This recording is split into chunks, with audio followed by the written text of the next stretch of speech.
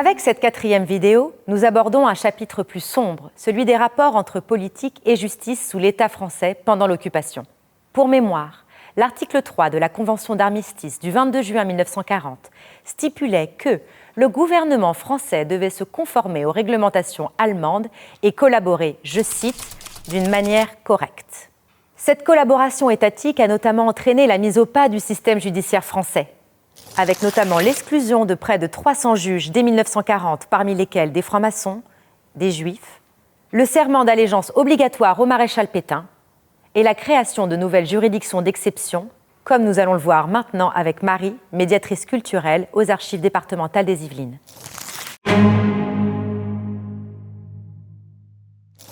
Alors Marie, pouvez-vous nous dire quels sont les tribunaux d'exception ? Parmi les tribunaux d'exception, nous avons les tristement célèbres sections spéciales qui sont mises en œuvre par le régime de Vichy pour lutter tout particulièrement contre leurs opposants politiques. Ces sections spéciales vont peu à peu remplacer les juridictions de droit commun et elles vont se mettre en place en violant au passage un certain nombre de droits fondamentaux, tout simplement, à travers notamment l'absence d'énonciation de motifs, l'impossibilité de faire appel à des recours.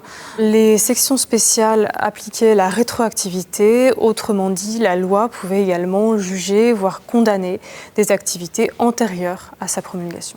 C'est après le premier attentat commis le 21 août 1941 à la station Barbès par le militant communiste Pierre Georges que les sections spéciales sont conçues par le régime de Vichy par un texte antidaté du 14 août 1941. Alors, où trouver les archives de l'ancienne Seine-et-Oise qui témoignent de ces tribunaux d'exception et de cette justice répressive ? Pour cela, il faut plonger dans la série W. Pour plonger dans la série W, c'est très simple. Sur le site des archives départementales des Yvelines, nous avons tout l'inventaire qui est mis en ligne, accessible en format PDF, et notamment la sous-série 300W qui concerne plus spécifiquement la préfecture, c'est-à-dire derrière, alors pas seulement les activités de la police, mais aussi tout ce qui va toucher à la santé, le ravitaillement, le travail, donc divers aspects de la vie quotidienne sous la Seconde Guerre mondiale.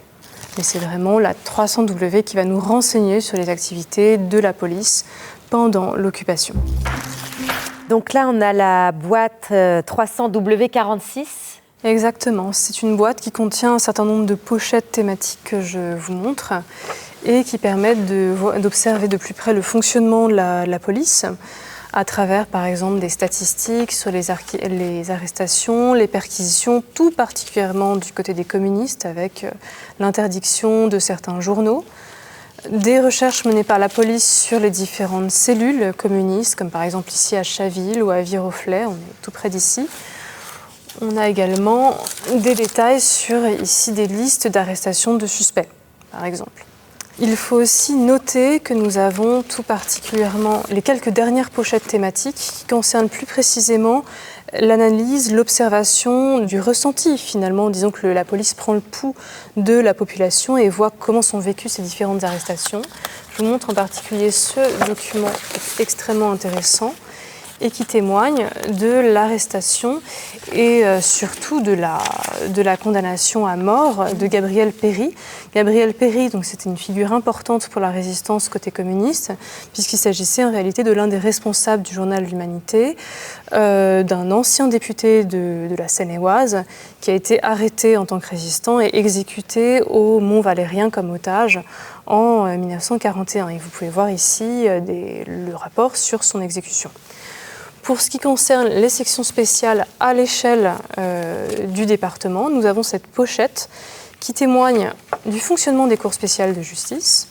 Nous avons ces pochettes sur la cour d'appel avec le détail de l'implication directe finalement des membres titulaires ou suppléants qui devaient en faire partie de ces fameuses sections spéciales avec le commissaire divisionnaire et les chefs des services régionaux qui étaient désignés par arrêté pour compléter les sections spéciales. On a donc la composition et l'impact direct de ces nouvelles compositions de tribunaux. Nous allons également la façon dont on devait procéder à l'époque pour la mise en place des exécutions à mort, en l'occurrence notamment le fait de fusiller. Le fonctionnement des cours martiales est ici détaillé. Et nous avons également d'autres documents qui sont très intéressants. Il s'agit de copies d'extraits de journaux qui mentionnent plus précisément les différentes condamnations, encore une fois, à l'encontre en particulier de la résistance côté communiste. Ces documents sont particulièrement précieux pour comprendre l'activité du Parti communiste entré en clandestinité et toute sa ligne politique durant l'occupation.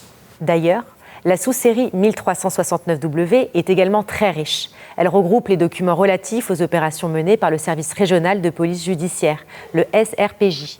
Vous pouvez nous présenter cette boîte ? Bien sûr. Alors la boîte 1369W1 est très intéressante puisqu'on y trouve plusieurs documents relatifs à des enquêtes de police, notamment par exemple des procès-verbaux, mais aussi des notices individuelles, donc des fiches de renseignement sur les personnes considérées comme suspects. Et même parfois, même si là je ne les montrerai pas, mais des photographies des personnes appréhendées. Nous pouvons parfois avoir également cela. Ces documents et l'ensemble de cette sous-série permet vraiment de découvrir le rôle de l'État au sein de la collaboration, la mise en œuvre d'une politique répressive et la mise au pas de la justice avec la police et son nouveau fonctionnement. Voilà pour ce premier chapitre sur les archives de la Seconde Guerre mondiale. À très vite pour la suite.